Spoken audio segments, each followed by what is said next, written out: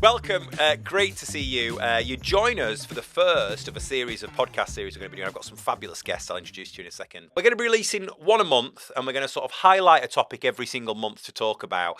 And the first one that we're going to talk about this month, quite relevant for the time of year actually, is sort of well-being and culture in the workplace. How do we create a great culture? How do we maintain it? And just quite how important is it to our colleagues and the teams that we work with?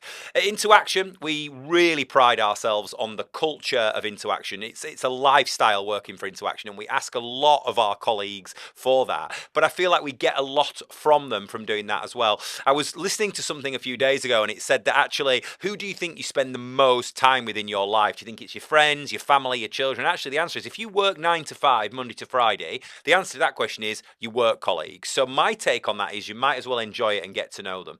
Also, at In2action, we expect such great output with our clients to be on a 10 all the time. And I only think the way we do that is by offering great internal service, by having a laugh and a joke with each other, by offering support to our teams. We see the end result. I'm really interested to hear the thoughts of the one and only Mr. Lewis Deakin, who's my first guest on this topic. Hi, Lewis. Hello, thank you for having me. Absolute pleasure. How are you? Yeah, very well, thank you. Good. So those of you who don't know, I'm great, thank you, mate. Lewis is our training and operations associate at In2action. He's worked for us for loads of years, so I'll let him tell a bit of that story later. But Lewis, just on that topic around culture, obviously you've worked at In2action for a long time. You've probably worked elsewhere. Yeah. What do you feel about how important culture is and sort of how we capture it, and probably the role you play in it at In2action as well? I think culture's huge, especially when as a colleague of In2action, I work remotely. I'm away from as what you would call our office.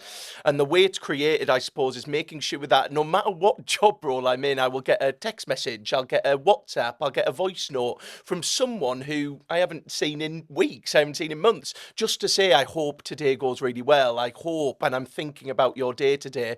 And I think that's how we create it. It doesn't feel like we're remote. It feels like we're still one group of people working towards the same goal. That's great, isn't it? And I think that obviously one thing that we were probably, and you've probably seen elsewhere, is that this like fear around COVID, and once people go remote and we don't have everyone in office at the same time, how do we keep culture alive? Because if I'm honest, the culture of In2action was born of a few people in an office all sort of bouncing off each other. And so one thing that we really try to do, and it's lovely that you feel that, is to try and keep that alive by remote team calls, not just having meetings for meeting's sake, but just dropping someone a message, asking them how their day is, dialing in and asking someone to collaborate on a piece of work. And you feel that helps. You do spend a bit of time in the office though as well, don't you? You do try when you can to try and get here and be in touch with our colleagues. Because we're remote workers, I think it's always so important to touch base and come back to the people who do create that buzz and that energy. And when you've been on the road and you come back to the people who are the core of In2action, you then realise that the values aren't just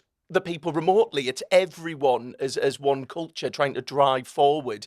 I think for you as well, I would love to know something from yourself of how do you think you're able to do that in a remote scenario, in when people are all over the place? How do you find that In2action does that the best way? It's a really great question, and I think that it's something that is not just done naturally. I think it's something that we have a thought process towards it. You know, we're really lucky at In2action. We recruit and we have fabulous people working here.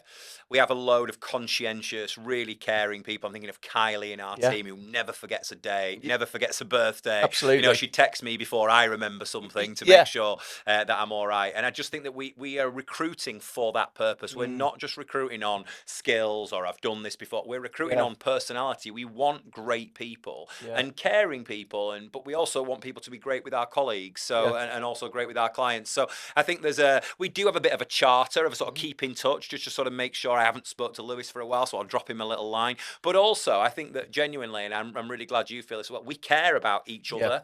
We are a sum of people In2action, a sum of great people, and I think caring about each other is a really important part of the role. So I am probably genuinely thinking about one of our team that's out training, which then triggers me to think I should just ask them if they're all right, or give me a ring in the break or whatever. However, I think that a lot of businesses get that wrong when that is too forced. You know, we sort of have meetings for a meeting, you know, and then let's put another meeting in.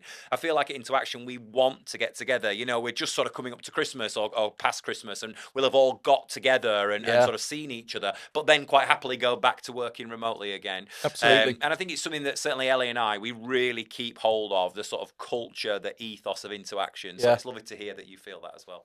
I completely agree. I think it only can start from the top. And I think when it trickles its way down, sometimes it can feel disingenuous, or it doesn't feel like it just has to be done, where it's never at any point felt that way. I might have had a down day and someone automatically goes, I'll give Lewis a ring, and it's not I'm checking up on Lewis in a business point of view, it's I'm checking up on Lewis, who is my friend and colleague, secondary, of course, which I think is so lovely to be around. I completely agree. People. If you think about how I open this, about the sort of time that you spend at work, that actually, if we are all spending all our lives working, we might as well enjoy it, and we might as well enjoy being with the colleagues that we're with, and learn about their life story, and care about their wives, partners, children, husbands, because those things matter. And I think that remembering a special occasion, or someone in the office has just run a marathon for charity, like remembering to sponsor them and say, well done, like those things absolutely carve out who In2action is. I agree. Luke, thank you so much. Thank and a pleasure you. to always catch up with you, mate, and I'm sure we'll get you on a few other topics. Thank you ever so much. Thank you for having me. Thanks a lot, mate. See you soon.